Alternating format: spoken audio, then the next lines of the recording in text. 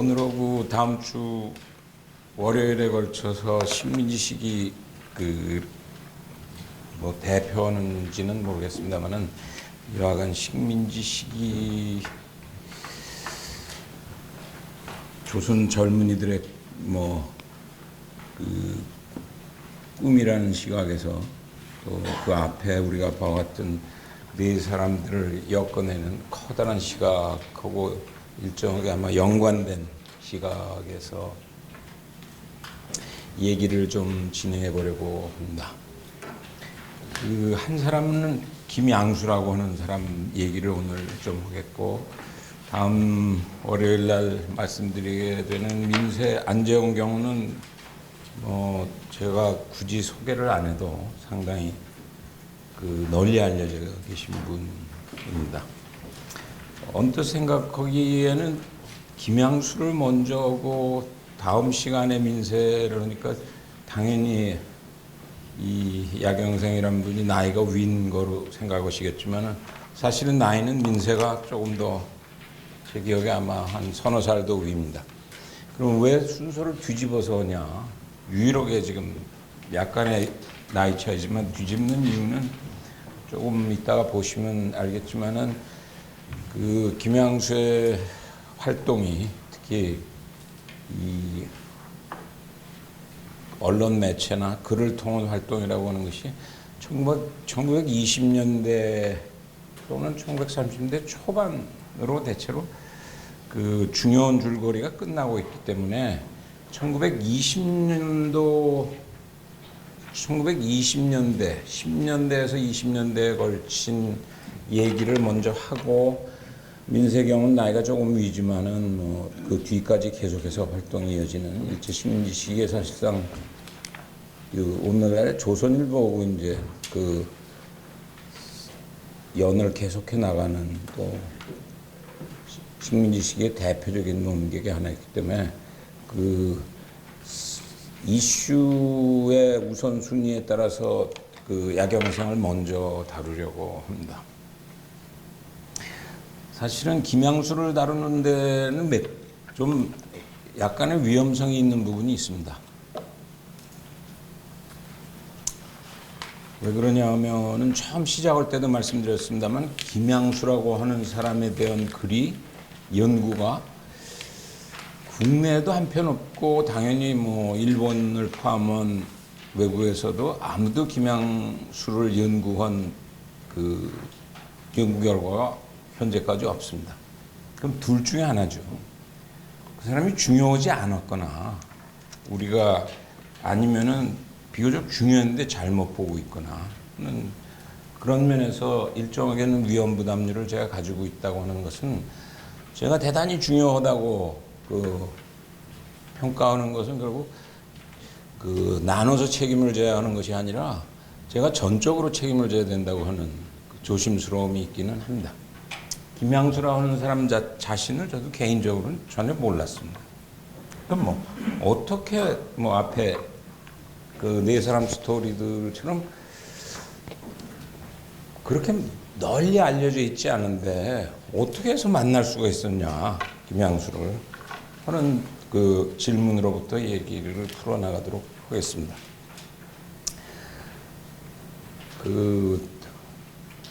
우리가 한평생 살아가는데 대체로 기억하고 싶은 거는 즐거운 때나 행복한 때를 기억하고 싶어 하기 때문에 사실은 국제정치학을 해오지만은 식민지 시기의 국제정치학이라고 하는 것을 그렇게 즐겁게 우선순위에 맨 앞에 놓고 연구를 해오는 쪽에 있지는 않습니다. 따라서 상대적으로는 뒤늦게, 그러나 어떤 궁금증이 있었냐면 결국 우리가 지난 네 사람을 통해서 실학에서부터 개화까지의 얘기를 해왔습니다만 그 결과로서 그 젊은 그들이 꾸었던 꿈은 현실화되지 않고 결국 나라가 망하는 국망의 비극을 맞이했었다고 한다면, 되돌아보면 그 국망이라고 하는 현실도 물론 국내 정치적으로도 여러 가지 그 공과가 또는 어려움이 있었습니다만은 역시 마지막 순간에 결정적인 망함은 국제 정치적인 그 측면을 굉장히 강하게 가지고 있습니다. 그리고 일본을 견제할 수 있는 균세를 유지할 수 세력 균형을 유지할 수 없는 속에 우리가 그 나라를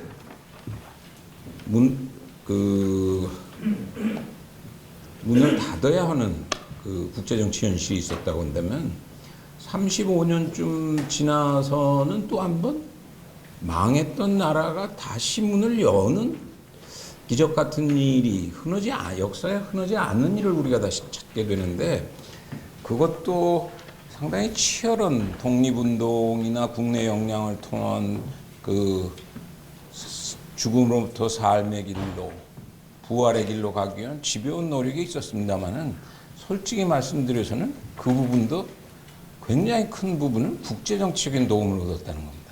그러면 죽음의 국제정치나 부활의 국제정치라고 하는 것이 있었는데 그렇다면 여기에 이것을 누군가 곰곰이 본 사람이 있었겠지 않겠냐. 우리 삶의 일정한 부분이 아니고 압도적인 부분이 국제정치적인 영향 속에서 죽었고 다시 생명이 우리한테 주어지는 부분이 만약 있었다고 한다면 그 당시에 그 지적 노동을 하는 사람들한테 비록 나라가 없다고 하더라도 최대의 관심일 수밖에 없지 않냐.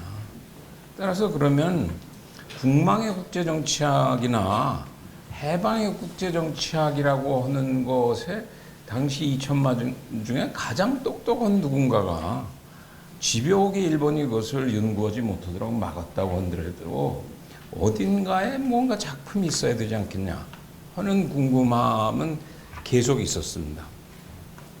그래서 처음부터 김양수를 찾은 것은 아니고 그래서 한번 그 1910년부터 45년까지에 나온 소위 국제정치에 관한 글이라고 하는 것을 대강 한번 다 뽑아봤습니다. 양이 적을 수는 없죠. 조금 전에 말씀드린 것처럼 그 망함과 흥함이라고 하는 것의 국제정치적인 요소가 국내보다도 더 강한 일면이 있었기 때문에 그것에 대한 크고 작은 짧고 긴 여러 가지의 그 글들이 없었던 것은 아닙니다. 그것들을 가능한 한 뽑아가지고 대강 그 쓰신 분들한테는 다 그게 그 경우에 따라서는 뭐 피로 쓸 수 있는 글이기도 합니다만은 조금 그 미안합니다만은 만약 내가 이것을 다 읽고 그 중에 가장 우선 A++ 줄 수 있는 논문이 과연 있는 것이냐, 글이 있는 것이냐 그런 기분으로 한번 다 읽어보자. 그래서 좀 읽어내리다 보니까 대강 보니까 크게 보면 한 4부류의 글로 나눠지는 거 아닌가 그런 생각이 들었습니다. 저건 뭐 꼭 내가 나눈 것은 아니고 저기 앞에 구분법은 1920년도에 그 중요한 잡지에 나왔던 개벽에 23년 연말 호쯤에 쓴 그 당시에는 이 이름을 안 밝히고 쓰는 글들이 많아가지고 글 좀 보고 있는데 누군지 잘 모르겠어요. 뭐 몇 번 나오는데 그 23년 전후의 당시에 그 조선의 국내 지적 노동이나 그 고민하는 사람들의 부류를 크게 셋으로 일선융합파, 문화파, 독립파, 사회주의파가 사실 존재한다. 23년 부류 때 얘기입니다. 그것을 조금 요즘 표현으로 한다 그러면 뭐 30년대 흔히 많이 썼던 것은 민세도 쓰고 있습니다만은 문화파라고 하는 것을 타협민족주의, 타협 일제와 타협하냐 안 하냐의 구분을 따라서 타협민족주의 또는 비타협민족주의 이렇게 구분하면 대체로 4개의 구분법 정도로 크게 글은 분류될 수가 있습니다. 그래서 그 글들을 좀 들여다보면서 다른 글들은 대체로 이 시기들을 공부하시는 분들이 이렇게 저렇게 다 작고 큰 연구나 이런 것들을 하고 있음에 비해서 저 비타의 민족주의 또는 좌파 민족주의에 해당하는 부류의 글 중에 뽑아서 읽어보는 중에 처음엔 김양수라고 하는 글로서 본 것이 아니라 야경생이라고 하는 이름의 논문을 만나게 됐습니다. 제가 일제 시기만을 들여다보고 있는 사람은 아니기 때문에 야경생이란 그 이름 자체 필명도 조금은 어색한 필명이죠. 영자는 게 어리다는 뜻이니까 뭐 상당히 그 뭐 겸손하게 부르는 필명이라고 할 수 있겠죠. 그래서 이 시기를 하는 분들한테 야경생이 누구냐 그랬더니 그게 아마 김양수의 필명, 김양수 씨의 필명이라고 그래서 그렇게 해서 이제 처음 김양수라고 하는 분의 글들을 제가 읽어보게 되기 시작을 했습니다. 여기 샘플의 하나로 뭐 이 시기에 익숙하지 않은 분들 경우에 사회주의 계열의 글들은 1920년대 들어오면 이미 굉장히 많이 나오고 있습니다. 그 중에 뭐 대표적인 샘플의 하나로 잡는다 그러면 그 김명식 같은 사람이 쓰고 있는 글들을 아마 대표적인 글의 하나로 그 옥고를 치르는 과정에서 불구가 되고 그래서 어떻게 보면 역설적으로는 뭐 조선의 그람시 같은 그 비극적인 삶을 살아가고 그람시보다 더 비극적인 것은 그 중일 전쟁이 나고 결국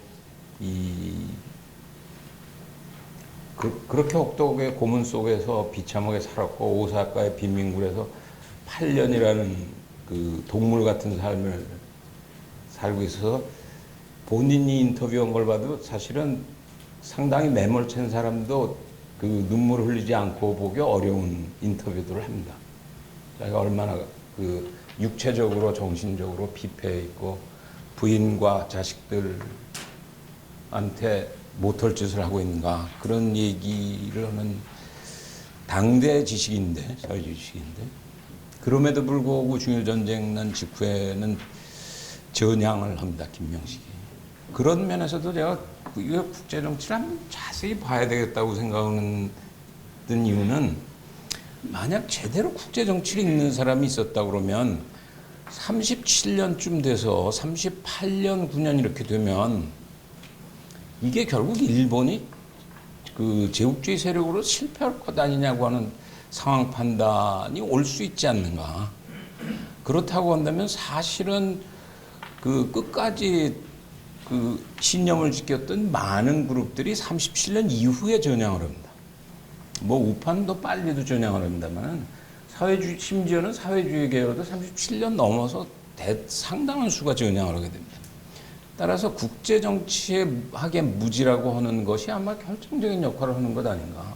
누군가가 대세는 이미 기울어졌다고 하면은 조금만 더 참을 쓰면은 훨씬 그 떳떳하게 또는 그 20여 년의 질곡 속에서 가장 고생했던 사람들이 보람 있는 해방을 맞이할 수 있었는데 그렇지 못했던 것도 어쩌면 국제정치학의 빈곤이지 않나 그런 생각을 하면서 이제 글들을 보았습니다. 그래서 처음에는 김양수의 글들을 보기 시작을 하면서 어떤 문제가 생겼냐 하면 이 20년대 글을 보니까 결국 아까 내수로 나는 것에 핵심된 단어가 우리는 독립, 이 해방 이런 시각에서만 보니까 이것이 일본 친일이 되는 것이냐 이런 시각에서만 보는데 당시에 국제정치학적으로 보면 국제협력이라고 하는 것을 어떻게 바라다 봐야 되는 것인가? 나라와 나라 사이는 협력할 수 있는 것인가? 라고 하는 국제정치의 가장 그 초보적인 지식, 그 문제에 대한 고민들에 부딪히게 됩니다. 지난 시간에 개념사 얘기를 제가 문명을 통해서 좀 했습니다만은 따라서 이것은 또 다른 의미에서는 협력의 개념사, 특히 국제협력에 대한 개념사적인 그 연관성이 있는 주제다. 따라서 얼른 보면은 국내에서의 그 국제협력을 어떻게 바라다 보냐고는 시비였던 것 같은데 사실은 그 뒤에는 국제지식질서 전반을 보면은 당시에 일본 국제정치학이 자리 잡고 있었고 더 뒤에는 영국 국제정치학이라고 하는 것이 자리 잡고 있었습니다. 상대적으로는 제가 국제정치학을 들여다보기 시작한 게 만약 40여 년 됐다 그러면 이런 그 일본 국제정치학이나 영국 국제정치학의 1920년대는 영국 같은 경우에는 그 앞에도 본 적이 있었죠. 여기 그 이에치카의 The 20 Years Crisis 같은 것은 국제정치학이라고 하는 것을 배우기 시작하면 보통은 첫 번째 읽으라고 하는 현대 고전으로 그 소개를 받습니다. 따라서 뭐 상당히 여러 번 읽을 계제가 있을 수밖에 없겠죠. 근데 처음으로 다시 읽게 된 것은 이제는 이에치카를 국제정치학의 또는 서양 근대 국제정치학의 원조로서 읽은 것이 아니라 야경생이 김양수의 생각이 또는 1920년대 민족주의 좌파가 비타협 민족주의가 그런 생각을 가지게 하는 것에 뿌리로서의 이에치카하고는 어떤 연관관계를 가지는가 이런 시각에서 읽게 되니까 전혀 다른 이에치카였던 것 같습니다. 그래서 그 정치학도 그렇고 국제정치학도 그렇고 사회학도 그렇고 제가 자꾸 하는 얘기는 서양의 것을 공부를 하는 것도 서양을 서양으로서만 공부하는 것은 결국 그 정말 자기 것이 되는 것은 쉽지 않다. 그것을 해야만 되는 자기 동인이 필요하다. 우에 후쿠자와가 지난 시간에 그 기조나 그 버크 같은 것을 거의 읽을 수 없는 양의 책자임에도 불구하고 읽어냈던 것은 그것을 봐야만 된다고 하는 절실감. 공부를 위해서 책을 읽는 것이 아니고 그것이 가지고 있는 문제 때문에 내가 이것을 들여다보지 않으면 안 된다고 하는 그 문제의식 자체가 대단히 핵심적인 그 부분이라고 생각을 합니다. 어느 쪽부터 잠깐 설명을 해야 되는지 모르겠습니다만 순서대로 가보죠.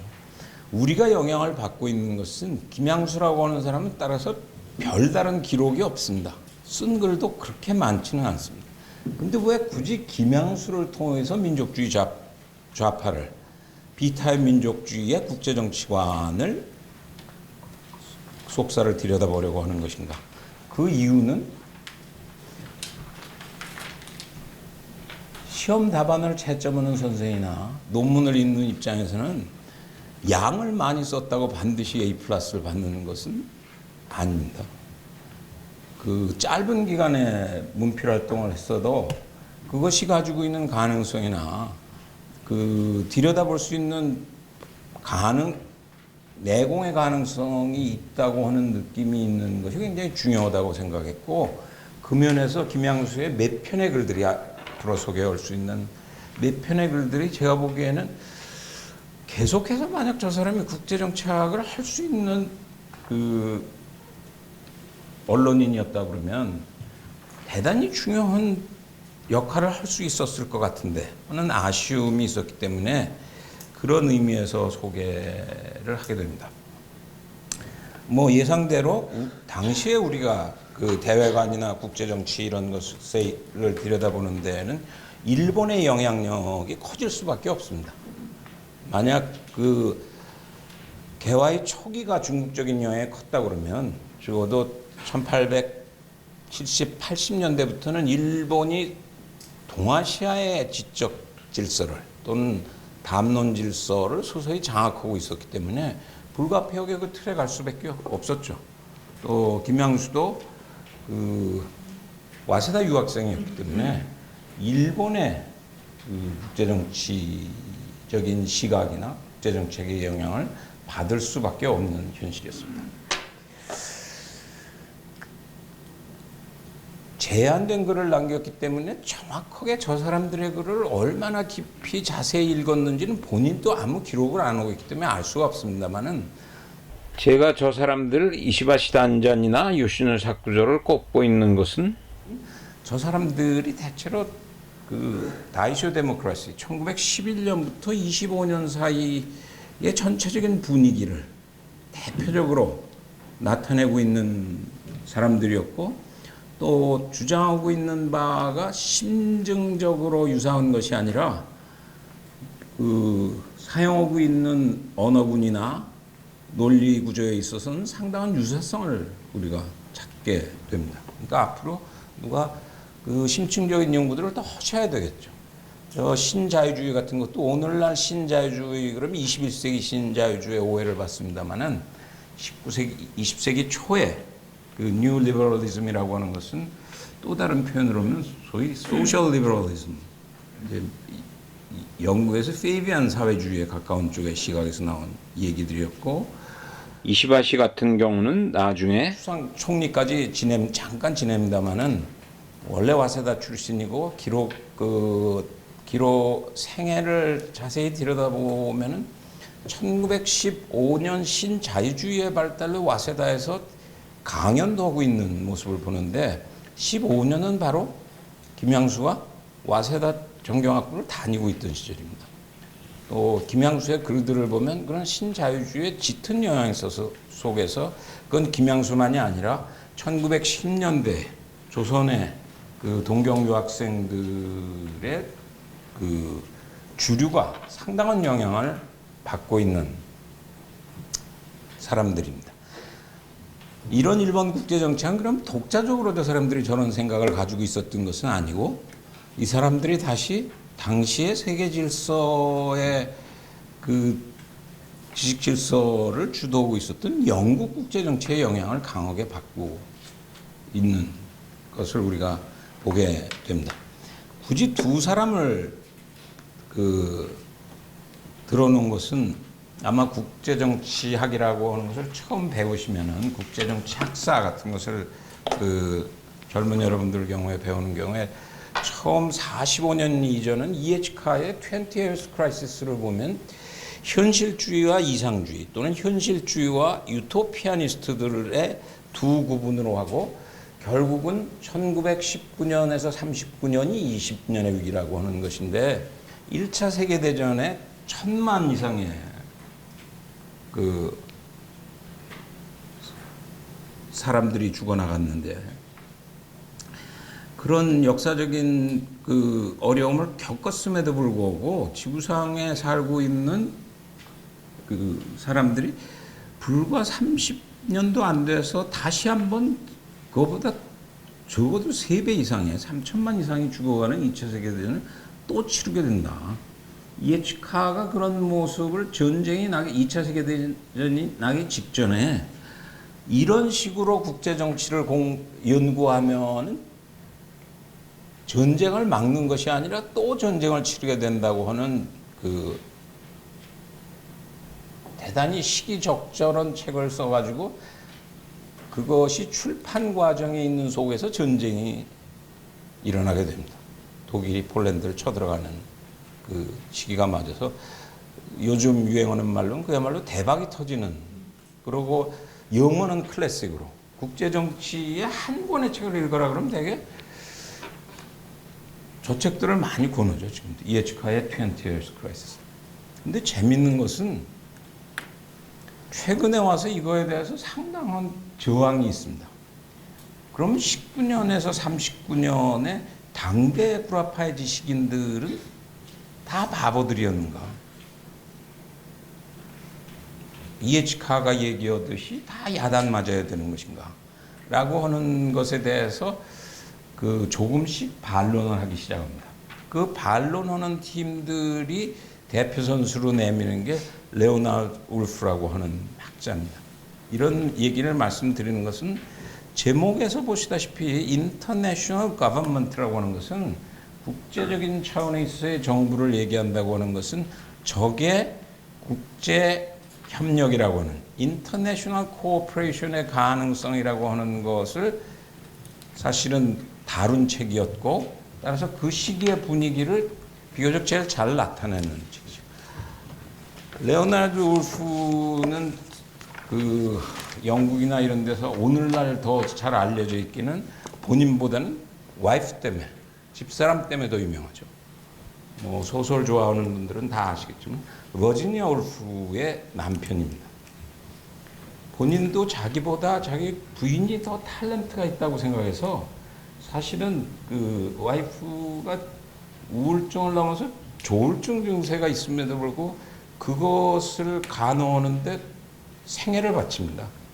그래서 굉장히 명문해.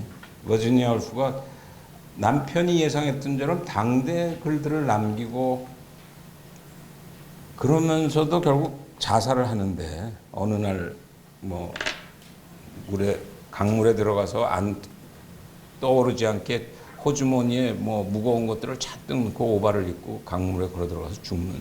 근데 유명해진 것은 그 들어가기 직전에 레오나르드 울프에게 보내는 그 떠나면서 보내는 유언 같은 러브레터가 있습니다. 내가 이제 가지 않으면 당신은 한평생을 나를 위해서 살 텐데 그건 내가 그 당신을 위해서 그럴 수는 없다. 내가 지금쯤 떠나주는 게 그 당신을 위하는 길이다 하는 유명한 그 연애 편지를 남기고 따라서 지금도 그 부부에 대한 연구는 울프의 국제정치론 연구보다 그 연구가 훨씬 많고 당연히 그쪽은 계속 베스트셀러에 있고 레오나르드 울프의 국제정치론은 제가 기억하기엔 딱 한 권 융서가 나와 있는 것으로 기억을 합니다. 단 제가 말씀을 드리는 것은 국제가 협력할 수 있는 국가 간의 협력이 가능한 것인가 아닌 것인가. 그게 왜 그렇게 중요하냐. 이 20세기 초기에 중요하죠. 중요한 것도 일본이나 영국이 중요한 것하고 우리가 중요한 것하고는 전혀 다른 의미에서 중요합니다. 왜 그러냐면 국제협조가 잘 되면 우리는 해방이 될 길이 없습니다. 강대국끼리 서로 안 싸우고 협력이 잘 되는 한은 우리한테 해방의 찬스는 없죠. 반대로 강대국들은 어떻게 생각했냐면 19세기 후반부터를 흔히 제국주의의 시대가 도래했다고 그랬는데 20세기 초가 들어오면 크게 보면 두 가지로 협력이 될 것이냐 안 될 것이냐에 커다란 논쟁이 붙습니다. 사회주의 계열들에 속하는 우리가 흔히 얘기하는 레닌이나 이런 입장에서는 그것은 필연적으로 싸운다. 자본주의 국가들은. 근데 반드시 싸울 것이냐. 제국주의적인 제국의 성격을 띠고 있지만은 그것이 반드시 싸움을 안 할 수도 있다. 내셔널리즘이라고 하는 것이 제국주의로 가는 수도 있지만은 인터내셔널리즘으로 국제협조주의로 갈 수 있는 길도 있다. 라고 하는 중요한 얘기들을 하는 그룹들이 있습니다.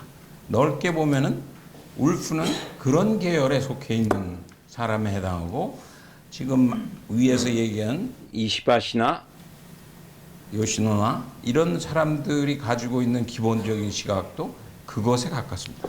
이런 얘기를 장황하게 말씀을 드리는 것은 약간의 백그라운드가 필요하다. 김양수라고 하는 사람을 그 왜 발탁했느냐 하는 것에 대해서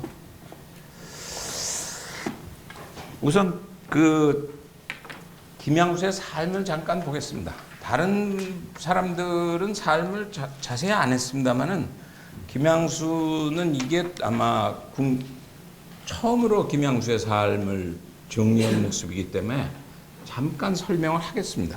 또 제가 복원을 좀 해보려고 하니까 또 복원이 좀 필요하다고 생각하는데 대체로 앞에 온 네 사람들은 국제는 모르지만 국내적으로는 지명도가 대단히 높은 사람들이고 기록이 많이 남아 있습니다. 본인들도 뭐 타산도 본인이 자찬묘지명을 쓰고 있든지 또는 그 집안 대대 기록들이 다 남아 있는 사람들.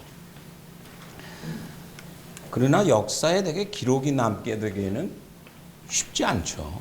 근데 대부분은 다 기록이 안 남는. 오늘 여기 모여있는 뭐 저를 포함해서 우리들은 100년 후에 대체로 그 사람들이 뭘 했는지 왜 여의도에 모였었는지 이런 거는 기록에 없을 가능성이 거의 100%입니다. 그럼 아무 기록도 없는 김양수를 무슨 수로 복원했냐 하는 이제 어려움이 있죠.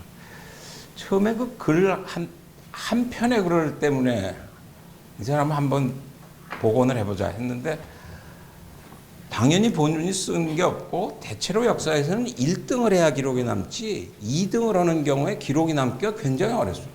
동경 유학을 갔어도 거기에서 정말 뭐 싸움을 잘해서 일을 벌려서 잡혀갔든지 돈을 많이 썼든지 뭐 정말 술을 잘 먹었든지 근데 모든 거에서 2등을 했다. 그러면 아무 것에도 기록이 없습니다. 김양수의 경우도 뭐 그런 의미에서는 기록이 없는 분이었습니다. 그럼 뭘 가지고 만드는 거냐?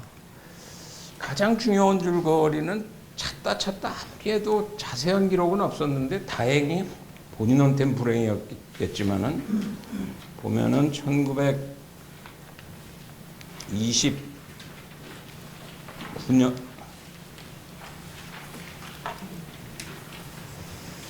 저기 보면 1930년 2월에 부산을 돌아옵니다. 약 5년간의 미국 유학, 그러니까 해외 유학 생활이 많은 분이죠. 일본 한 5년, 미국 5년의 그 해외 생활, 미국은 유학 생활이라고 하기보다는 해외 생활이라고 불러야 되죠. 그런 자세한 것도 처음으로, 그나마 제가 알게 된 것은 30년 2월에 부산을 경유해서 상해에서 들어오는데 들어오자마자 잡혀갑니다. 별로 큰 죄를 지은 것은 아닌데 잡아간 이유도 당시 약 5년 가까이를 뉴욕에 있었기 때문에 미주 지역에 있어서의 독립운동의 현황 같은 것을 들어보기 위해서 데려간 것입니다. 근데 대체로 조서를 받으려고 하면 해당 의심되는 부분만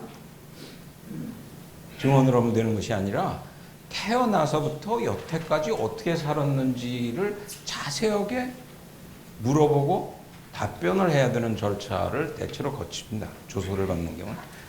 그래서 현재까지는 김양수에 관한 가장 자세한 기록은 이 당시 경성 본정경찰서에 잡혀가서 며칠 있으면서 별로 큰 혐의는 없어가지고 풀려 나옵니다만은 굉장히 자세한 자기 진술을 하게 됩니다. 1896년인가요? 태어나서 어떻게 자기가 여태까지 살았던 것인가. 대체로 한 35년에 관한 기록들을 굉장히 상세히 하게 됩니다.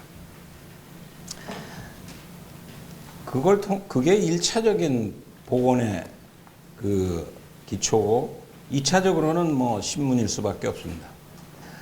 그 김양수를 설명하려고 하는 것이 아니라 1910년대와 20년대 당시의 식민지 시기의 우리 상황, 그 속에서 결국 아까 말씀드린 국제협조주의라고 하는 당시의 국제정치학이 조선에서는 어떤 형태의 변형된 형태로 우리가 국제정책을 들여다보게 됐던가 라는 얘기를 하고 싶어서 이제 말씀을 드린 겁니다. 보시다시피 순천에서 태어나가지고 첫 번째 중요한 줄거리는 역시 일본입니다. 와세다에 14년에 가게 되는데 그 14년에 가서 한 4, 5년 있게 됩니다. 근데 대체로 활동 사항을 보면 아까 보듯이 모든 것에서 1등은 못하고 대개 그 10등 안에는 드는 삶을 계속하게 됩니다. 그냥 물론 당시에 유학생들이 공부만 한 경우는 드물었습니다만은 그 당시에 여러 가지 활동에 두루 그 참가를 하는 모습을 보게 됩니다.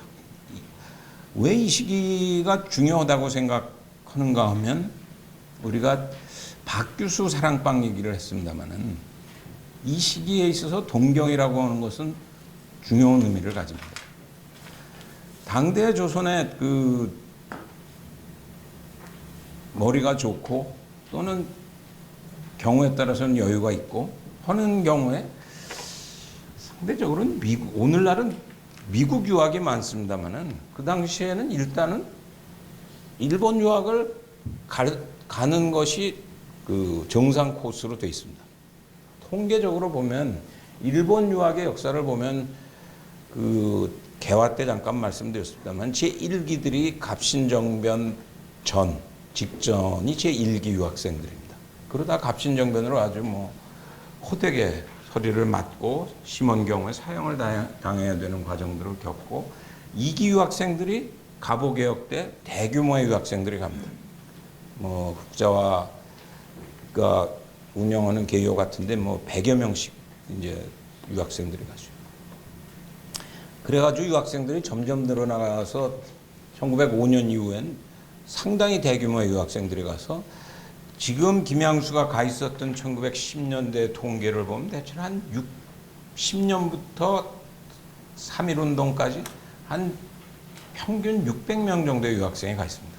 그 중에 한 80%는 동경에 모여 있었고 그 동경이 왜 중요하다고 말씀드리냐면 그 동경에서 지적 활동이나 이런 것들의 맹아가 결국 10년 뒤에 경성에서 서울에서 그 모습을 드러내게 됩니다.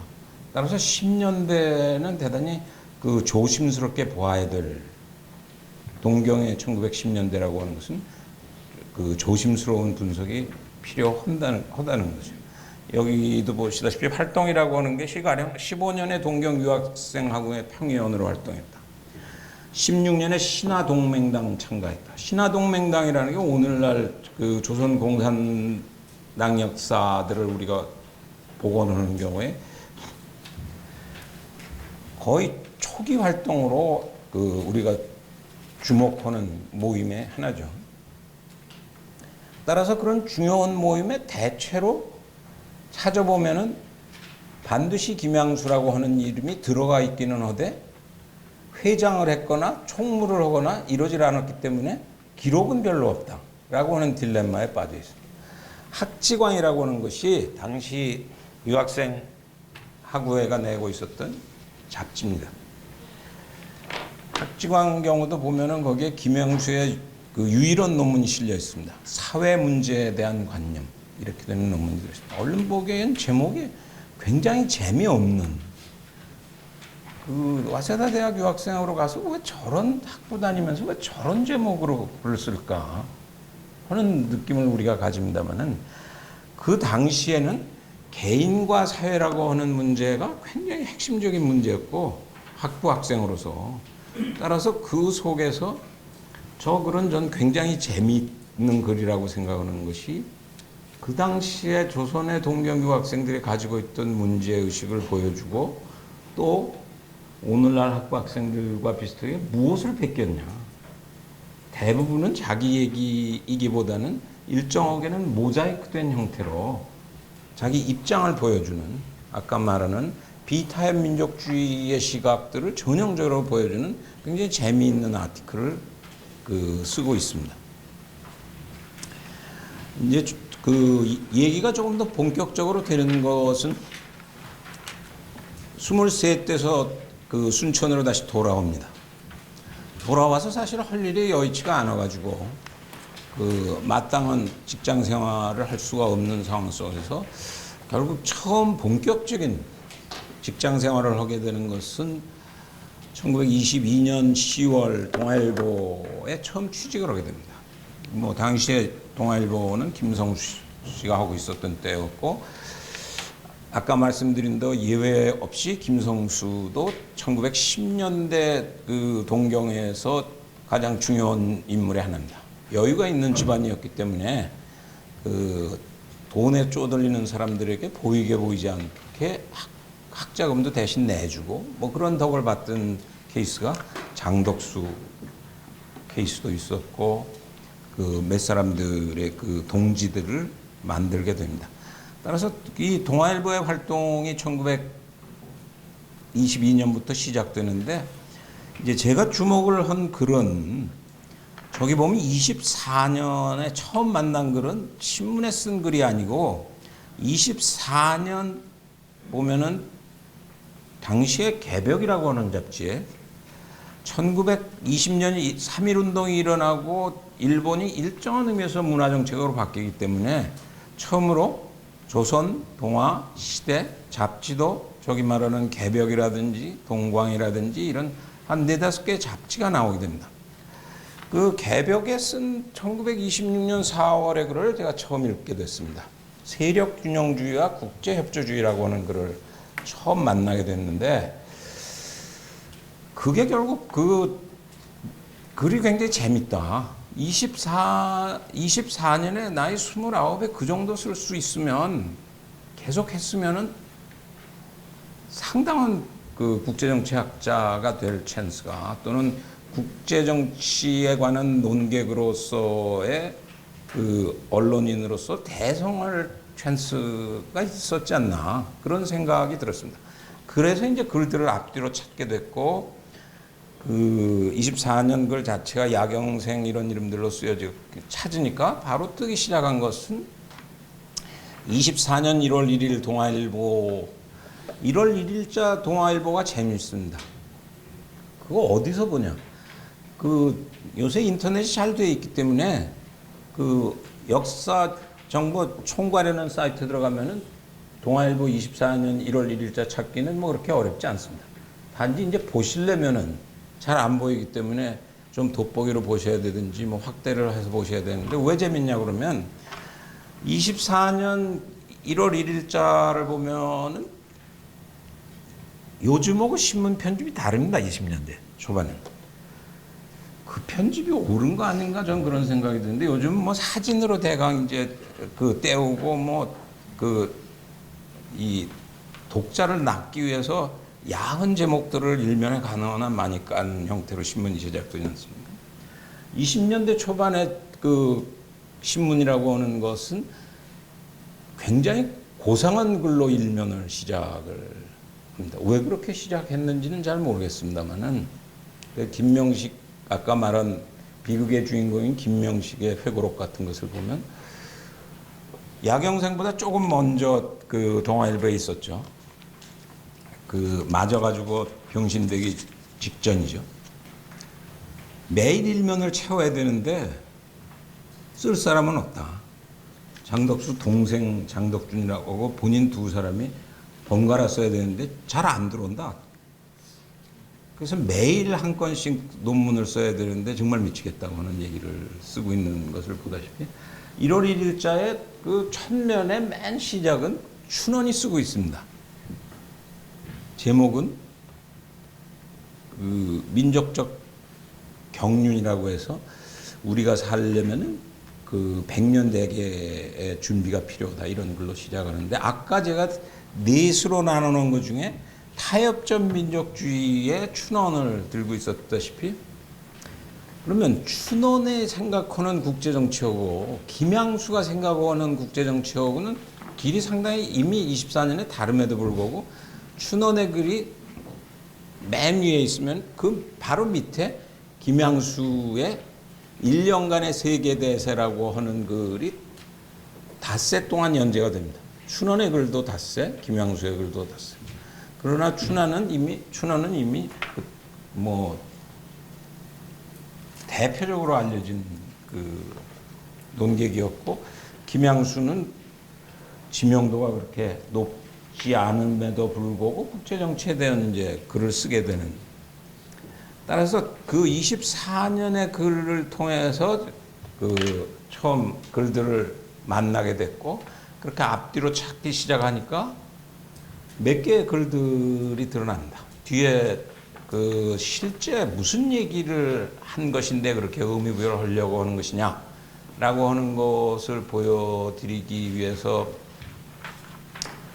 그 조금 전에 말씀드린 세력균형주의와 국제협조주의와 그 뒤에 쓴 몇 편의 글들을 가지고 주로 얘기를 풀어가려고 합니다. 그러나 올해 신문사에 있게 되지는 않습니다. 저기 보시다시피 24년 그 25년 되면은 조선일보의 동아일보의 유명한 피라 사건이 그 사건이 일어나고 그래서 동아일보의 그 주력 부대들이 조선일보로 옮겨가는 사태가 발생을 하고 그러고도 김양수는 점차 언론 활동이나 이런 것에 대한 흥미를 잃고 영어라도 배워야 되겠다. 공부를 더 해야 되겠다 해가지고 미국으로 떠나게 됩니다. 그렇게 해서 미국에 떠나서 아까 돌아온 것이 아까 말씀드린 1930년 2월에 서울에 돌아오게 된 것입니다.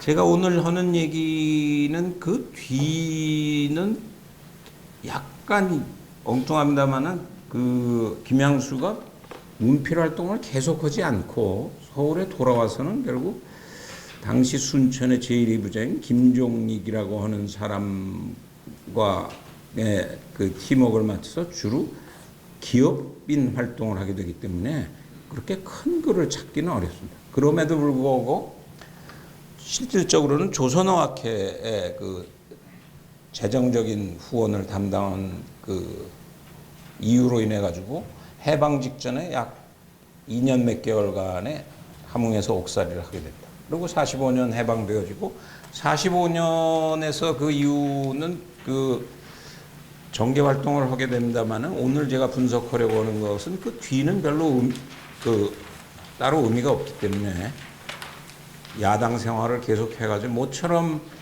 그 1960년 되면 저 사람이 왜 원전에 원장을 했을까 이런 의문들을 가지시는지 모릅니다만은 저거는 그야말로 60년에 민주당이 정권을 잡고 잠깐 그동안 고생해서 자리를 준 건데 아시다시피 오래 할 수가 없었죠. 5.16이 바로 나가지고 원자력 원장을 잠깐 하는 것으로 끝내고 실제 69년에 이런 내에서로 별세를 했습니다. 근데 제가 이제 주로 말씀을 드리고 싶은 것은 이런 삶의 과정 속에서 이 김양수를 통해서 야경생을 통해서 우리가 보려고 하는 것은 무엇인가? 일제 시기를 김양수와 민세 둘을 통해서 35년의 그 세월 속에서 우리가 주목을 해야 될 부분이 뭐가 있는 것인가 하는 부분입니다. 그것을 이 사람들의 글을 통해서 조금 접근을 해 가보자 하는 겁니다. 아까 서두에서 말씀드렸습니다마는 와세다 그 학부 학생으로 썼던 사회 문제에 대한 관념이라고는 학지광에 썼던 뭐 요즘으로 하자면 학부 논문이니까 뭐 그렇게 대단하다고 생각할 수는 없지만은 그러나 1910년대 일본 유학생들이 그것은 동시에 1910년대에 조선의 젊은 그들이 어떤 생각을 하고 있었으며 그것이 어떤 가능성과 한계를 가지고 있었냐고 하는 것 의미에서는 굉장히 중요하다고 하는 얘기죠. 그 사회 문제에 대한 관념 그리고 시작 그 글의 내용을 보면 사회 문제에 대한 그 관념에는 세 가지가 있다라고 하는 지적을 하고 있습니다. 하나는 개인주의, 두 번째는 사회주의, 세 번째는 국가 간섭주의라고 하는 세 개의 시각이 존재한다고 하고 그 학지강에 쓰고 있는 것은 가나만 쓰고 다는 미처 그 쓰고 있지 않은 미완성 논문을 그 짤막한 글을 싣고 있습니다. 앞에서 잠깐 말씀드렸습니다만은 이 문제 자체는 아주 직접적으로 그 소위 말하는 영국 신자유주의에 짙은 영향을 받고 있습니다. 문제를 던지는 방식도 그렇고 사용하고 있는 언어도 그렇고 그 문제를 풀어나가는 방식도 그렇습니다. 저거를 알면 무슨 의미가 있는데 라고 하면 1910년대에서 가령 20년대 조선의 젊은이들이 나라가 망하고 어떻게 살아야 될 것인가. 어차피 망했는데 그 안에서 작은 나의 꿈들을 찾아서 그런 대로 한평생을 살아야 될 것인가. 소위 말해서 이제 개인주의라고 하는 것에서부터 출발은 1910년은 당시의 젊은이들한테는 엄청난 좌절일 수밖에 없었습니다. 그렇다고 그럼 나를 포기하고 어떤 삶이 나를 찾아오는지 모르는데 나 대신에 사회를 위해서, 세계를 위해서 나의 한 삶을 버려야 될 것인가. 그런 딜레마들에 걸릴 수밖에 없었고 적어도 동경으로 유학을 간 경우는 개인과 사회라고 하는 그 사이에서 굉장히 혼란스러웠던 그룹들이 거기에 모였던. 근데 이 문제가 제가 첫 시간, 둘째 시간 뭐 해가면서 가령 20대 그 동숭동에서 엉뚱하게 200년 전에 루소를 제가 만났다는 것처럼 어디로 가서 만나느냐 하면 당시의 영국은 전혀 다른 컨텍스트에서 소위 리버럴리즘이라고 하는 자유주의라고 하는 것이 그냥 자유라고 하는 그건 뭐 한자대로 풀면은 스스로 기원하는 거니까 잘못하면은 마음대로 할 수 있는 것.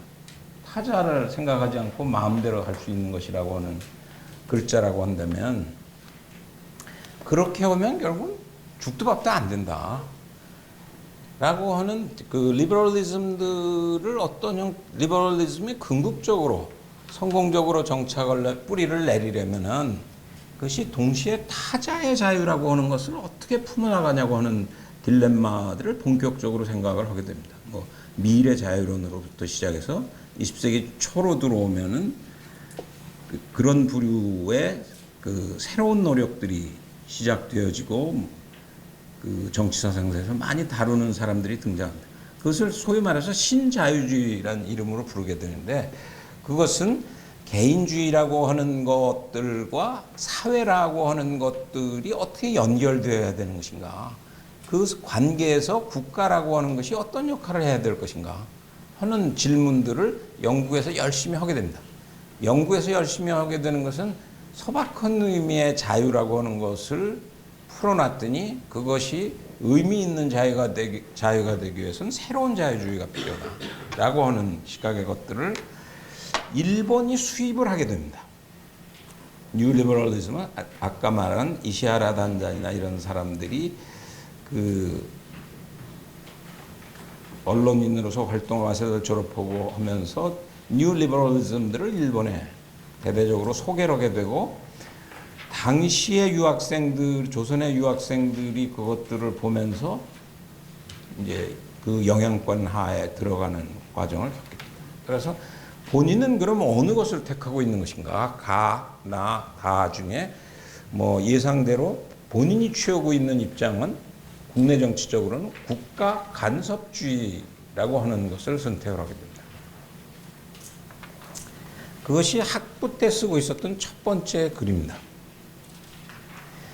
두 번째 그 김양수가 쓰고 있는 글은 사실은 이것은 자기가 그 이름을 밝히고 있지 않습니다만은 22년 10월에 입사를 해서 23년 1월 1일을 보면 과거 1년간의 세계, 대서를 지배하는 3대 사조라고 하는 글이 뜨기 시작합니다. 근데 김양수의 글일 수밖에 없다고 제가 판단하는 것은 여기서 사용하고 있는 구분법이나 사용하고 있는 용어들이 그 뒤에 김양수가 쓰고 있는 글과 동일합니다. 그래서 본인의 글일 수밖에 없는데 재미있는 것은 막 들어가서 신문에서 한 해를 리뷰하면서 되돌아보면서 현실 국제정 당시의 세계를 보면서 현상유주주의와 현상타파주의와 관망주의의 세계가 뒤범벅되어 있다고 하는 초보적인 얘기를 합니다. 지금 들여다보면은 굉장히 진부한 얘기고 그게 우리 삶하고 무슨 관계가 있느냐라고 받아들일 수 있습니다만은 그 당시로 되돌아가면 그 타임머신을 타고 되돌아가면 이것은 생사가 걸린 문제죠. 현상 유지가 되면 어떻게 되는데? 현상 유지가 되면 우리는 해방을 맞이할 길은 사실은 없죠. 우리가 스스로 깨기 전에는 국제를 깨기 전에는 나를 억압하고 있는 국제가 스스로 유지를 하고 있으면 우리는 다시 국가를 찾을 길은 없다라고 하는 거죠. 현상이 타파가 되면 역설적으로 국제정치는 흔들리는데 그러면 우리한테 기회가 올 수 있는 것이냐. 그건 흔들리는 방향이 어떻게 흔들리냐에 따라서 가능성이. 저게 이제 대표적으로 꼽고 있는 것은 1922년을 되돌아보는 것이니까 현상 유지라고 하는 것은 당시에 1차 세계대전을 치르고 배사의 체제라는 것이 들어섰는데 가장 큰 문제는 전쟁을 일으키는데 가장 그 주범의 역할을 하는 것은 독일인데 독일을 얼마나 가혹하게 다루느냐 하는 것에 대해서 합의가 잘 안 이루어졌습니다. 불란서는 끝까지 응징을 해야 된다는 입장이 있었고 따라서 그런 의미에서 현상 유지에 가까운 모습이었겠죠. 그러나 너무 가혹하게 코너에 몰면은 쥐도 고양이를 물지도 모르니까 타협을 봐서 적당한 선에서 그 독일을 무대에 다시 끌어올려야 된다고 하는 그 입장에 가까운 것이 당시의 세계 질서를 아직까지 운영하고 있었던 아마 영국의 입장이었다고 할 수 있다면 관망주의라고 하는 것은 그 당시에 취하고 있었던 미국의 입장이라고 할 수 있습니다. 본격적으로 자기 이름이 나오는 것은 24년의 글이 중요하다고 말씀드렸습니다. 1년간의 세계 대세라고 하는 1월 1일자 글을 하고 합쳐서 얘기를 드리겠습니다. 제가 관심이 있었던 건 이 제목의 글입니다. 세력 균형주의와 국제협조주의. 굉장히 딱딱한 제목의 글인데 이것이 과연 정말 35년 일제식민지 시기에 조선인이 썼던 국제정치학 답안지 중에 가장 우수한 답안이냐. 무엇을 근거로 그렇게 얘기해야 되냐. 같은 관악에 있는 그 사회사로는 박명규 교수, 내가 처음에 야경생이 누군지를 몰라서 박명규 교수 보고 좀 찾아달라고 그래서 처음 김양수를 알았습니다만 그래서 내가 읽어보니까 세력균형주의와 국제협조주의는 읽은 것 중에는 제일 좋은데 왜 김양수의 저 글이 그렇게 본격적으로 소개가 안 됐냐 그랬더니 박명규 교수 말이 그건 선생님이 보고 판단을 하셔야 될 문제지 사회사 오는 사람들이 읽어서 정확하게 이게 95점인지 92점인지 잘 알 수가 없다. 그러니까 여태까지들 안 하시고 있다가 이제 와서 그렇게 말씀하시면 누가 그 업무 테마인지 모르겠다. 그런 농담을 하고 말았습니다만은 왜 흥미있는 글이라고 제가 생각을 했냐 하면 아까 말씀드린 대로 협조냐 싸움이냐 국제정치라고 하는 것은 쉽게 말해서 국가들 간의 관계가 있어서 전쟁이나 평화냐 협조냐 갈등이냐 심하게 얘기하면 두 개의 갈림길이라고 하는 것인데 그 중에 어느 것이 그 시대를 주도하느냐에 따라서 우리의 그 한 개인의 삶이나 내가 소속되어 있는 국가의 운명이 그 좌지우지될 수밖에 없는 것인데 내가 초강대국이 되면 내 스스로 전쟁과 평화를 선택해서 남들을 괴롭히게 되지만은 대부분 우리 역사는 지금까지 살아온 모습을 보면은 우리보다 바깥의 힘들이 그것을 선택함으로 인해서 우리가 그 피해를 보는 역사들을 보다 많이 겪었고 식민지 시기는 그것의 아마 클라이맥스였다. 내부적으로 보다 효율적으로 자강의 숙제를 제대로 제출하지 않은 그 게으름은 있었지만은 그러나 보다 크게는 주변의 국가군들이 빠른 시기로 비대화되어 가지고 그들이 협조 체제가 아니고 전쟁 체제의 형태로 제국주의 형태의 싸움으로 전개되었기 때문에 우리는 결국 생명을 잃어버릴 수밖에 없었다고 하면 여기서부터 다시 회복될 것이냐 안 될 것이냐를 논리적으로 읽을 수 있느냐라고 하는 것은 단순한 국제정치학의 문제가 아니고 국가의 또는 나의 내 가족의 삶과 죽음이 걸려있는 문제다. 따라서 이 시기의 글이라고 하는 것들은 사실은 삶과 죽음을 넘나들면서 쓰고 있는 글들이고 요즘 우리가 논문이라고 하는 것은 그 취직을 하기 위해서 또는 진급을 하기 위해서 또는 이름을 알리기 위해서 몇 편의 논문을 쓰느냐라고 하는 것이라면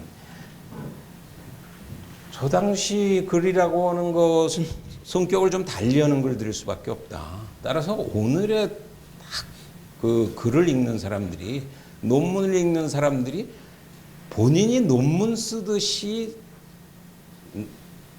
식리 시기의 글들을 읽는 경우에 그 글의 의미는 제대로 받아들여지긴 굉장히 어렵다 하는 거죠.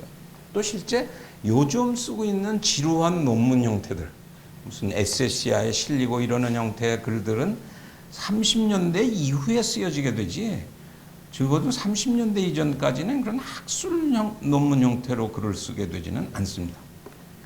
그러면 지금 김양수의 경우도 이 24년 개벽이라고 하는 잡지인데, 뽑아보시면 알겠지만 굉장히 긴 글이에요. 이거 자체로는. 그 언론인으로 쓴 거, 언론인이 왜 이렇게 긴 글을 썼을까라고 하는 느낌을 줄 정도로 A4로 가지고 20매 정도가 되는 글을 쓰고 있는데, 이 20매 글을 보면서 제가 굉장히 재미있다고 생각하는 것은, 물론 언론인이기 때문에 학자들이 가지고 있는 개념의 엄밀성, 논리 전개의 그 세련도, 이런 것들은 상대적으로 떨어집니다만은, 그러나 그것이 적어도 어떤 개념으로서 현실을 품어내고 그 개념군들을 가지고 지금 현재 국제정치가 어느 방향으로 갈 수밖에 없다고 하는 것을 전망하는 능력이라고 하는 것은 당시로서는 대단히 주목할 만한 부분이 있었다. 어디를 주목을 했던 것이냐. 글에 끝난 무렵쯤 가면은 무슨 얘기를 하냐면, 이 사람이 1924년이면 우리 이제 글을 이야기해서 좀 기억해둬야 될 것은 1922년이 중요합니다. 1922년에 워싱턴 회의라는 것이 열려가지고 거기에서 일정한 정도의 영국, 미국, 뭐 이태리, 불란서, 일본이 모여가지고 그 해군력은 어떻게 서로 5대 3대 1.75, 1.75 뭐 이렇게 되게 나누고, 또 중국 문제 같은 것들을 어떻게 해결해야 될 것이냐에 대한 원칙적인 합의를 봅니다. 대부분의 사람들은 이것을 보고 뭐라고 지적을 했느냐 하면, 아시아 태평양에 있어서의 국제협조라고 하는 것이 이루어지는구나. 대국들 사이에서. 영국, 프랑스, 이태리, 미국, 일본이라고 하는 5대 강국이 아시아 태평양이 걸려있는 문제를 오늘날 치면 무슨 육자회담 같은 거죠. 거기서 원칙적인 합의가 이루어진 거 보면은 국제협력이 이루어지는 것이니까 비교적 질서가 안정되지 않겠는가라고 하는 지적에 대해서 김양수는 뭐라고 지적을 하고 있냐면, 반드시 그렇게 보기 어려운 부분이 있다. 겉으로 보기에는 국제협력이 이루어지는 것 같지만은 결국은 저것이 깨질 가능성이 있지 않는가. 깨지면 어떻게 깨질 것인가. 아시아 태평양에서 깨지면 결국 영국은 지금 지쳐 있고 힘이 남아도는 건 일본하고 미국이다.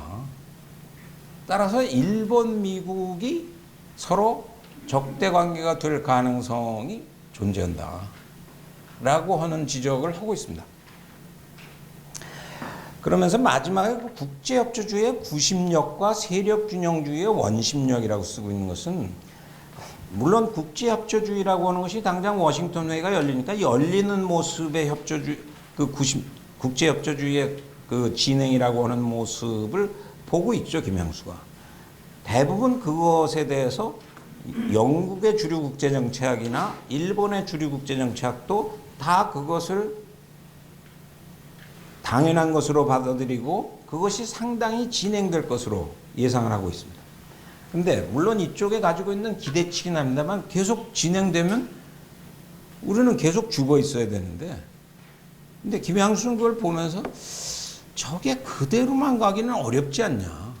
왜 그러냐 하면 그 속에 있는 국가들이, 각각의 국가들이 서로 가지고 있는 저 앞에 맨 위에 있는 국가 만능설이나 국가 그 제안설에 의해서 아직은 국가가 국제정치에서는 특히 마음대로 하는 질서인데, 그러면 서로 힘의 각축이 벌어지고 그게 통제가 잘 안 될 가능성이 있다. 따라서 이 구심력과 원심력이 어떻게 작동하느냐에 따라서 판은 깨질 수도 있는 거 아니냐. 근데 우리가 조심해야 될 건 이때도 다 검열을 거치기 때문에 굉장히 조심스럽게 쓰고 있습니다. 근데 주목할 것은 저 구심력과 원심력이 교호하고 있다는 얘기를 하고 있다는 것은 저게 24년이면 이에치카가 1939년에 1920년대 30년대의 국제정치는 협력이 아니라 갈등이었다. 갈등이다. 근데 이 갈등이라고 하는 것을 못 보기 때문에 우리는 전쟁을 맞이할 거라고 그러고 전쟁이 났거든요. 그러면 당대의 대표적인 국제정치학자들이, 영국의 국제정치학자, 일본의 국제정치학자들이 다 국제협조주의를 기대하고 예상하고 있고, 또 표면적으로는 그거 비슷한 현상이 22년의 워싱턴 회의, 유럽의 아까 현상 타파냐 현상 유지나도 1925년 가면 로카르노 조약이라고 하는 것을 통해서 그런 대로 타협을 보는, 그 시대를 살면서 자기 시대가 전쟁으로 가는 길인지 평화로 가는 길인지를 읽는 것은 생각보다는 어렵습니다. 국제정치학을 한평생 했다는 부류의 사람들도 자기가 살고 있는 삶이 이게 오른쪽 길로 가는 것인지 왼쪽 길로 가는 것인지를 판단하는 것은 대부분이 실패하는 과정을 겪습니다. 따라서 22년의 워싱턴, 25년의 로카르노 국제연맹은 그런 대로 굴러가고, 이런 20년대의 삶 속에서 아니 이거 그렇게 간단치 않아. 너무 지나치게 기대를 할 수도 없지만 지나치게 좌절하는 것도 위험하다고 하는 지적을 하는 것은 그 나름의 안목이라고 하는 것을 우리가 인정을 해야 되지 않냐. 물론 여기 이제 또 하나의 시각이 있습니다. 앞에 4개로 나눈 중에 만약 융화론, 친일론, 그 완벽한 의미의 그 동조론으로 가는 것은 뭐 국제정치적으로는 이 협조관계라고 하는 것이 영구화될 거로 생각하는 그룹일 수밖에 없겠죠. 근데 사회주의권, 사회주의적인 시각에서는 아까 20세기 초에 그 레닌 얘기를 잠깐 했습니다만은, 레닌 이후에 과연 그럼 이 제국주의 국가들 간들은 자본주의 모순에 의해서 결국 필연적으로 싸우는 것이냐, 국가군에, 아니면 선택적으로 싸우는 것이냐는 대논쟁들이 있습니다만, 일단은 이것이 충돌될 가능성들을 얘기하고 있는 부분이 있습니다. 따라서 제가 관심이 있었던 것은 사회주의권의 김명식을 포함한 국내 사회주의자들이 쓰고 있었던 당시의 국제정치 전망하고, 이 김양수가 보고 있는 국제정치 전망이라고 하는 것을 논문을 쓰고 있다고 보지 않고, 그 시대 우리 2천만의 삶과 죽음의 일기예보를 미리 한다고 하는 의미에서 누가 정확하게 읽고 있느냐 하는 것은 굉장히 중요한 질문이었다고 생각을 합니다. 그러면 김명식을 복원하지 않고 김양수를 복원하는 이유는 뭐냐? 사회주의가 싫어서? 그렇게 얘기할 수는 없습니다. 그 당시에 답을 정확히 어떻게 봐야 하는 것이 문제인데, 짧게는 양쪽이 다 문제가 있을 거라고 얘기했는데, 근본적으로 김양수는 이것이 여기 말하는 세력균형주의, 각 국가들이 국가 단위로의 힘의 각축이 결국은 충돌할 수밖에 없는 원심력이 구심력을 넘어설지도 모른다 라고 하는 경고를 하고 있는 것에 반해서, 사회주의권들, 사회주의파에서 보고 있는 것은 기본적으로 계급적인 시각에서 이 갈등이 심화될 거라고 생각한 거죠. 결국 사실은 김양수적인 시각이, 만약 그런 국제정치학이 식민지 시기에 뿌리를 내릴 수 있었다고 한다면, 보다 많은 국내 그 해방을 앞두고 일어났던 입장을 바꿔야 했던 사람들을, 전향 지식인들을 작게는 살릴 수 있었고, 또는 해방이 되고도 역설적으로는 우리가 충분한 준비가 없었던 것도 분단이라고 하는 그 비극을 맞이했는데 일정한 기여를 한 것이죠. 따라서 24년에 저런 얘기는 그런 표현을 좋아하지는 않습니다만은 작은 의미로는 이미 조선의 이해축하의 가능성이 있는 얘기를 하기 시작하는 부분이 김양수의 경우 있습니다. 특히 29년부터 33년은 아시다시피 대공황이 다가옵니다. 작년, 금년 우리가 겪은, 작년, 재작년 겪은 대공황이 80년 만에 찾아온 것이라고 그럽니다만은 지금보다는 훨씬 더 그 피해를 많이 보는 대공황이 찾아왔고, 사회주의적인 시각에서는 따라서 29년 대공황을 겪으면서 드디어 자본주의 국가, 선진국가군들이 망하는구나. 자본주의 세계 질서가 붕괴하고 사회주의 세계 질서가 도래하는 것으로 주관적인 판단을 하는 것들을 우리가 만나게 됩니다. 그러나 예상과는 달리 국제 질서는 그 이후에 12년이라고 하는 세월을 더 가고 나타난 변화는 역설적으로는 일본이나 독일은 출구 전략을 오히려 국가를 강조하는 군국주의 형태든지 파시즘 형태로 그 돌파를 모색하는 상황을 바라다 보기 때문에 그런 의미에서는 제가 1924년에 김양수의 한국 국제정치학에 대단히 현실을 직시하려고 하는 맹아로서는 중요한 글이었다라고 하는 말씀을 드리려고 하는 것입니다. 그 글을 이어서 그 다음 26년 그 3월 개벽에 양대 세력의 뭐 금석관, 석금관, 어제 오늘 얘기 쓰고 있는 이제는 틀이 대강 잡혔습니다. 그 개벽에 쓰고 있는 틀을 조금 더 발전시켜서 아시아만 쓰고 있는 것이 아니라 아까 워싱턴 회의가 가지고 있는 사기성, 그 워싱턴 회의라고 하는 것이 체제를 안정화시키는 효과를 가져올 거라고 생각하는데 김양수는 그것은 사실은 영미가 짜고 일본을 데리고 놓은 회의고 따라서 언젠가는 저들이 부딪힐 거다. 그것이 하나의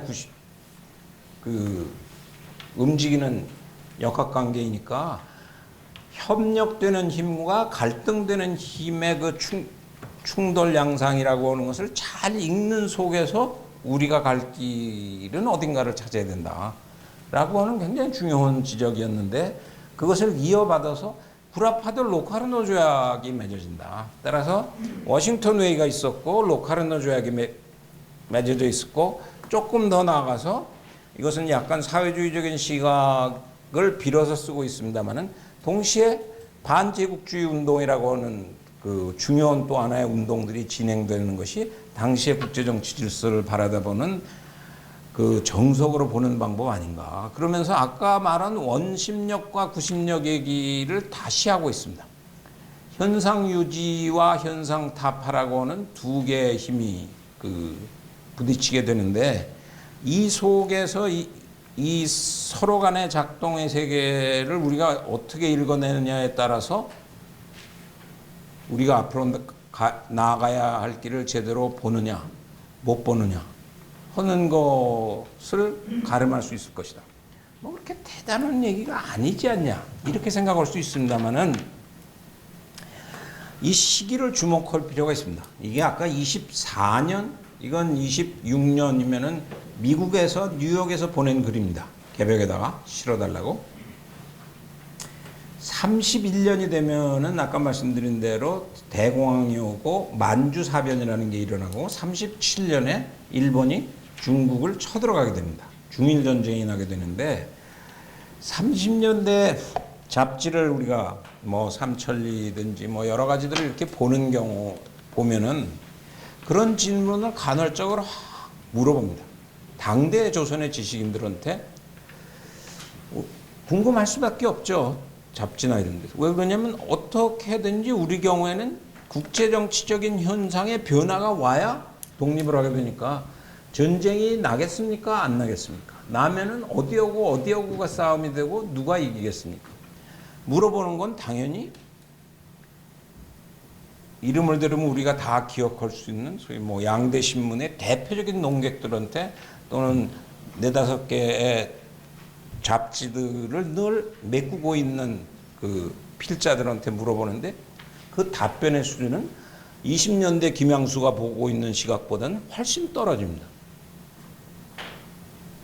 뭐 거의 태평양 전쟁 직전에 물어봐도 잘 모르겠다.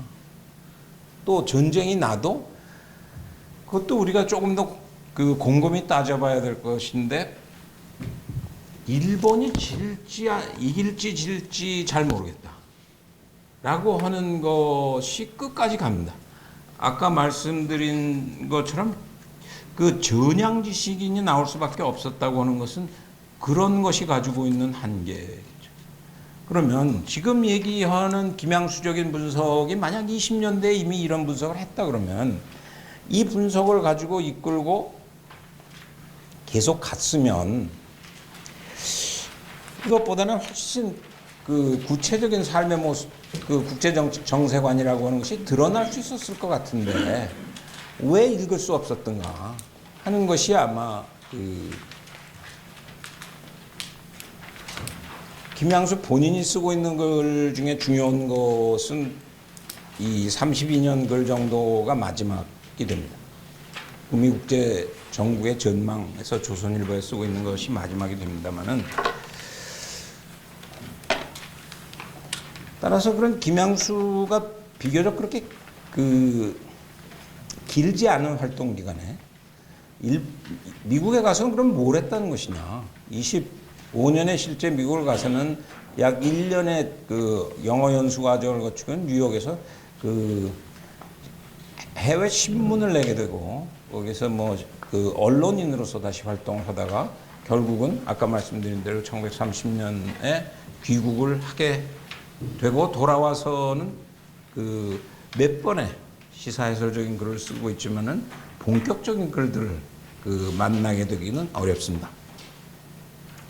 그러면 지금까지 말씀드린 것들을 다시 그 요약을 하면 한 세 가지의 문제들이 있을 수 있다. 첫 번째는 그 식민지 현실주의 국제정치론의 맹화라고 하는 표현을 제가 쓰고 있습니다.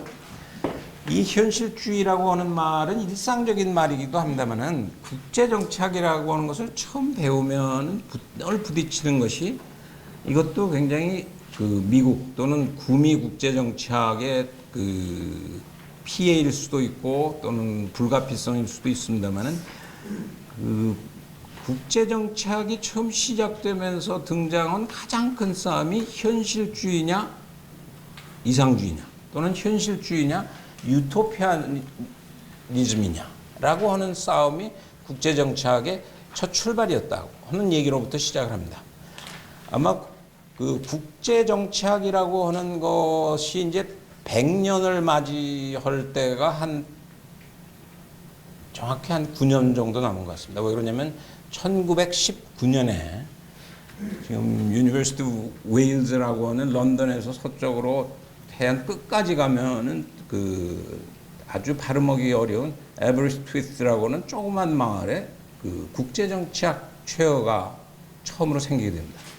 얼른 생각하면은 국제정치라고 하는 것이 굉장히 중요하다고 그러는데 그걸 전공하는 자리라는 게 100년도 아직 안 됐나 그렇게 생각할 수도 있습니다만은 그나마 1919년에 국제정치학이라고 하는 것이 생긴 것은 그 이전에 내가 사는데 소위 내가 구분하는 안과 박 중에 바깥에서 일어나는 어떤 결정이나 사태가 내 삶을 결정적으로 어렵게 만드는 것이라고 하는 체감은 상대적으로 낮았던 것입니다. 근데 1차 세계대전을 겪어보니까 특히 젊은 입장에서는 나는 전혀 원하지도 않는데 어느 날 군대를 가라고 그러고 가는 것까진 갈 수도 있는데 갔더니 죽었다. 그러면 내 삶을 남에 의해서 내가 죽어간다고 하는 굉장히 복잡한 문제가 생겨서 그러면 체계적으로 삶과 죽음의 전쟁과 평화의 문제를 연구해야 되겠다고 하는 첫 번째 자리가 에버리스트 유니버시티 웨일즈의 국제정치 최어였습니다. 근데 EH카가 문제를 제기하고 있는 것은 그렇게 해서 시작한 국제정치학의 연구가 그러면 1차 세계대전을 막으려면은 전쟁이 다시 안 일어나기 위한 학문적인 노력이 있어야 되는데 실질적으로 이 사람들이 한 것은 무엇인가? 실질적으로 19년부터 39년의 국제정치학은 뭘 했냐면 전쟁을 막기 위해서는 국제기구를 만들면 될 거다. 리그 오브 네이션스, 오늘날의 국제연합 같은 걸 만들죠. 또 한쪽에서는 법을 잘 지키게 하면 되지 않을까.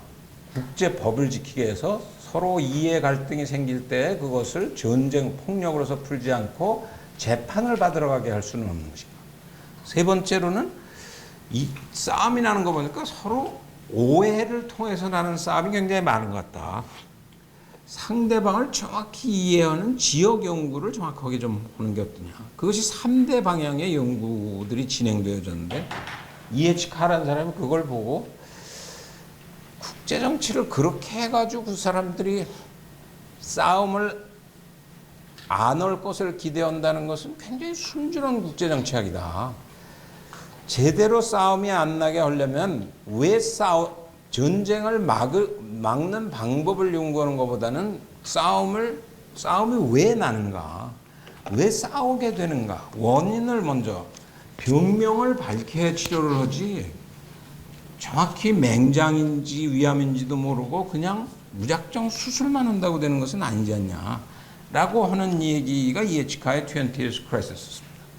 그러면 김양수의 위치는 뭐냐? 1910년대 국제정치에서 나라가 망했다는데 나라가 망하고 우리가 움직였던 것은 대체로 독립운동의 모습이라고 하는 것이 크게 보면 한 6군데를 거점으로 해서 시작됩니다. 국내에 물론 있었고 미주 지역에 뭐 이승만을 중심으로 한 그룹들이 있었다 그러면 만주 지역에 그 무투를 보다 직접적으로 무장투쟁을 결국은 싸워서 이길 수밖에, 일본을 물리칠 수밖에 없지 않냐. 그거는 상해에는 임시정부가 있었고 일본에 조금 전에 말씀드린 이 젊은 그룹들에 의한 이런 모임들이 있었고 다시 러시아에 이런 모임들이 있었다고 한다면 이런 다양한 그룹들은 조금 전에 말씀드린 현실주의와 이상주의에서는 이상주의적인 시각 또는 약간 심하게 얘기하면 유토피아니즘적인 당시에 강고한 일본 세력이라고 하는 것을 어떻게 깨야 될 것인가. 국가라고 하는 것을 잊어버렸는데 국제정치라고 하는 것은 국이 있어야 제정치가 되는데 국이 아닌 쪽에서 국을 깨려면 어떻게 해야 되는 것인가 하는 딜레마가 있었다고 한다면 사실은 가장 중요한 것의 하나는 우리 힘으로 바로 깰 수 없다 그러면 당시의 국제정치의 역학관계를 정확히 읽을 필요가 있었다. 그러면 6개 지역에 만약 다 국제정치를 하는 학이 있었다고 한다면 누가 제일 정확하게 읽었던 것이냐 라고 하는 문제에서 그러면 카가 얘기하듯이 현실주의, 그건 뭐 학문적이 아니고 그냥 일상적인 용어로라도 보다 현실에 가까운 형태로 당시의 국제정치를 읽으려고 하는 것에 최대의 싸움은 두 개였다. 협력이냐 갈등이냐. 적어도 29년 대공황 또는 31년, 37년 전쟁들이 이루어지는 과정이 본격화되기 전까지는 또는 심하게 얘기하면 EH카가 시비를 하는 것은 39년이 거의 가까움에도 불구하고 국제정치에는 협력 가능성이 상당히 많다고 해서 소위 말하는 어피즈먼트, 유화 정책을 계속 하자고 하는 얘기가 나올 정도라고 하면 그 속에서 이것이 협력과 갈등이 아시아 태평양에서 어떻게 어우러져서 누구와 싸울 것인가 라고 하는 것을 상황 판단할 사람이 한 명도 없었다는 거냐, 35년 동안에. 그게 제가 개인적으로 가지고 있었던 의문이고, 뭐 그렇게 얘기하면 있었지만 뭐 당시에 그 검열 상황에서 그것들이 얘기되기도 어려운 상황 아니었겠는가. 뭐 이런 식으로 얘기될 수 있을런지는 모릅니다만은 그나마 지금 읽어보면 엉성한 글이지만은 김양수의 24년 그 세력균형주의와 그 국제협조주의라고 하는 글을 보고 그래도 이 정도라도 얘기는 할 수가 있어야 되는 거 아닌가. 그러면 이런 분석은 왜 끊어지는가. 이런 논의를 가지고 사회주의나 민족주의 좌파나 우파가 조금 더 치열하게 우리가 국제정치를 어떻게 읽고 그 빈칸 속에서 우리가 그 뚫고 나가야 될 독립운동의 성격은 어떤 것이라고 얘기할 수 있었다 그러면 조금 더 나은 방향의 어떤 그 갈 길의 모색은 없었던 것일까 하는 면에서 그런 면에서 제가 처음 김양수라고 하는 사람의 관심을 가지게 됐고 복원이 잘 안 됨에도 불구하고 억지로 복원을 시키고 있는 것은 우리 국내 이 시기를 하시는 분들이 조금 더 그 신경을 가지고 봐줘야 될 한 경향의 글들 아닌가. 그 민족주의 좌파 가지고 있었던 국제정치적인 시각이라고 하는 것이 그것이 첫 번째의 그 지적입니다. 두 번째, 그 1930년대 전향의 국제정치론. 제가 안타까워하는 것은 이런 김양수의 글이 더 이상 30년대의 뿌리를 못 내린다. 본인도 왜 그렇게 쉽게 좌절했는지는 뭐 기록이 정확히는 없습니다만 돌아와서 처음 취조받고는 그 작게는 당시에 내부적으로 그 독립운동이나 이런 거를 하는 사람들하고 어울려 다니고 그 주목을 받기는 합니다만은 대부분의 활동은 아까 말씀드린 그 김종익이라고 하는 사람의 기업 활동에 그 참모 비슷한 역할로 그 시간을 보내게 됩니다. 두 번째 아쉬워하는 것은 소위 1930년대 전향의 국제정치론입니다. 이것이 어쩌면은 가가 제대로 그 지적 전통이 이루어지지 않는 속에서 그 어쩔 수 없는 비극 아니었나. 아까 사회주의와 민족주의 좌파가 보는 당시에 1920년대 또는 그 대공황 또는 1930년대 우리가 부딪히고 있었던 일본이 점차 군국주의화돼 가는 것을 읽는 방식은 초기에는 비슷한 양상을 띠고 있습니다만은 결국 그것이 계급을 상대적으로 더 중시해서 분석을 틀을 잡는 것이냐 아니면은 국가 중심으로 근대 민족 국가 중심의 독특한 성향 중심으로 분석하느냐에 따라서 그 좌표가 그리는 모습은 상당히 달라진다고 하는 것에 아주 좋은 그 표현이 1930년대라고 할 수 있고 그것의 개인사적인 면에서 아까 김명식이라고 하는 그 예를 들었습니다마는 김명식이라고 하는 분은 그 김양수나 비슷한 나이죠. 조금 먼저 거의 민세 나이에 가까운 나이인데 그 제주도에 널리 알려진 집안에서 태어나서 대체로 그 당시엔 집안이 비교적 여유가 있고 알려진 집안에 좀 똑똑한 자식들이면은 다 일단은 일본을 그 한 번은 거치려고 하는 그 과정이 있었고 예외 없이 김명식도 동경을 유학하게 되고 거의 같은 시기에 김양수와 같은 시기에 와세다를 다니게 됩니다.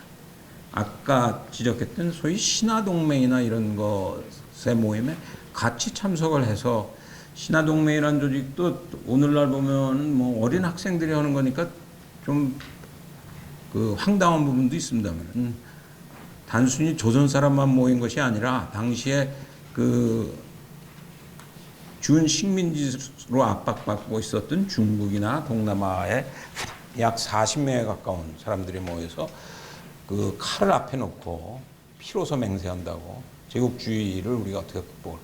근데 그때 이미 1910년대가 제가 바로 그것이 1920년대의 조선을 보여준다고 말씀드린 것처럼 그 당시에 있었던 김철수나 김명식 같은 조선 사회주의의 대표적인 사람들이 어린 학생군들로 거기 있었고, 김양수나 또 조금 나이가 많은 무슨 그것부터 조금 뭐 김성수나 이 송진우나 뭐 거의 우리가 들을 수 있는 들은 다 그 시기에 거기에 있었음에도 불구하고 이미 그때 편향은 약간씩 갈라져 있었습니다.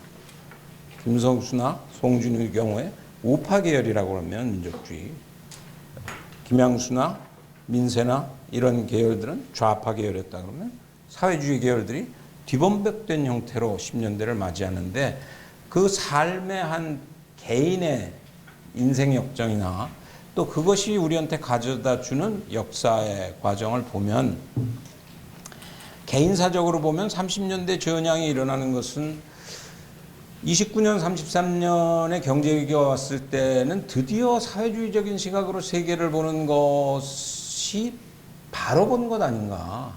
따라서 이것을 통해서 그동안의 고난을, 외로움을 보상받는 것이 아닌가. 그런 그 잠깐의 순간이 있었습니다만은 그러니까 사회주의적 시각의 예상과는 달리 사태는 상당히 오래 진전되어졌고, 그것은 굉장히 파워라고 하는 것을 중심으로 벌어지고 있었던 국가 간의 치열한 각축이라고 하는 모습이 더 전면에 나서는 형태로 우리가 결국 해방의 모습을 맞이하게 되고, 아까 제가 그 김명식 얘기를 잠깐 했습니다만은, 그렇게 해서 김양수와 김명식의 두 삶의 그 궤적을 만약 우리가 드라마로 만든다 그러면 그것 자체가 아마 우리 식민지 시기의 지식인의 전형적인 모습이었다. 거기에 춘원까지 합치면 그 드라마는 그것이 바로 우리 35년이었던 것 같은데, 뭐 아직까지는 그런 식으로 우리가 드라마를 생각해 보지는 않는데, 특히 세 사람 중에 김명식 경우에는 눈물 젖지 않고 읽을 수 없을 정도의 참담한 기록들을 본인이 남기고 있고, 그랬음에도 불구하고 전향이라고 하는 비극을 맞게 된다. 따라서 이 시기는 국제정치학이라든지 공부라고 하는 것이 단순한 그런 의미의 공부가 아니라 한 개인의 삶과 죽음을, 또는 그 국가와 민족의 삶과 죽음과 밀접하게 연결된 속에서 이 사람들이 작업을 할 수밖에 없었다라고 하는 것들입니다. 마지막 비극은, 세 번째는 결국 나아가 부실험에 따라서 사실은 45년 우리가 그 다음 한 마지막 두 줄을 하겠습니다만, 해방을 맞이한 이후에 그 우리가 충분히 준비되지 않은 형태로 해방을 맞이할 수밖에 없었던, 또 45년을 보면서 제가 궁금한 것이, 우리가 이렇게 힘든 것이 국제정치적인 이유 때문에 망하고 해방되었는데 이것을 아는 사람이 본격적으로 리딩을 하지 않은 이유는 무엇이었던가라고 하는 것이 큰 숙제였다고 하면, 45년을 정확히 안 사람들은 누구인가? 그것이 굉장히 궁금했습니다. 그럼 언제 알았던 것인가? 우리는 해방을. 실제 45년 8월 15일 신문을 보면 원자폭탄이 떨어진 것이 8월 초입니다. 원폭이 떨어졌는지 서울에서 아무도 모릅니다. 신문에 보도가 없습니다. 8월 15일 날 일본이 천황이 항복선언을 했는데도 경성방송국이 결국은 제대로 접수되는 것은 9월 초나 돼서 접수됩니다. 다시 돌아올지 모른다고 해서 굉장히 조심스러워하는, 그것은 일반 민중들 차원에서는 충분히 그럴 수 있다고도 할 수 있다면, 그러면 국제정치를 제대로 누군가가 읽었어야 되는 것 아닌가. 그러면 적어도 41년에 태평양 전쟁이 일어났으면 또 향배를 누가 읽었어야 되는가. 근데 아마 우리가 가장 빨리 알았다고 하는 것이, 그나마 그 당시에 대부분 그 전향을 하게 되고 그나마 그 일관성을 가지고 있다고 그나마 평가받았던 사람들의 아주 극소수가 그냥 민세라든지 뭐 여운형 경우도 약간의 문제는 있습니다만 여운형이라든지 이런 아주 극소수의 분들인데 그분들조차도 얼마나 정확한 국제정치를 읽고 있었던 것이냐 하는 것은 굉장히 중요한 숙제라는 것이죠. 그것은 60년이 지난 오늘에도 마찬가지라고 하는 것입니다. 뭐 저를 포함해서 따라서 굉장히 중요한 이제는 우리는 국제정치와 크게 연관되지 않은 삶을 살고 있는 것인가. 역설적으로는 더 국제정치적이 됐는지도 모릅니다. 식민지가 더 이상 아님에도 불구하고 더 국제정치적으로 세계는 또는 세계화된 속에서 살아간다고 한다면 대강 다 아는 것이 아닌가라고 착각할 수 있는 삶임에도 불구하고 사실은 실학이 고민하든 또는 이 개화가 고민하든 식민지 시기 그 지식인들이 고민하는 거의 수준에 비해서 오늘의 굉장히 빠른 템포로 변화하고 있는 국제정치는 우리가 얼마나 읽고 있느냐는 또 하나의 숙제일 수밖에 없다 하는 게 식민지 시기 김양수를 들여다보면서 제가 그 쓸데없는 시간을 버리면서 복원을 해본 중요한 이유의 하나 아니었나 그런 생각이 듭니다.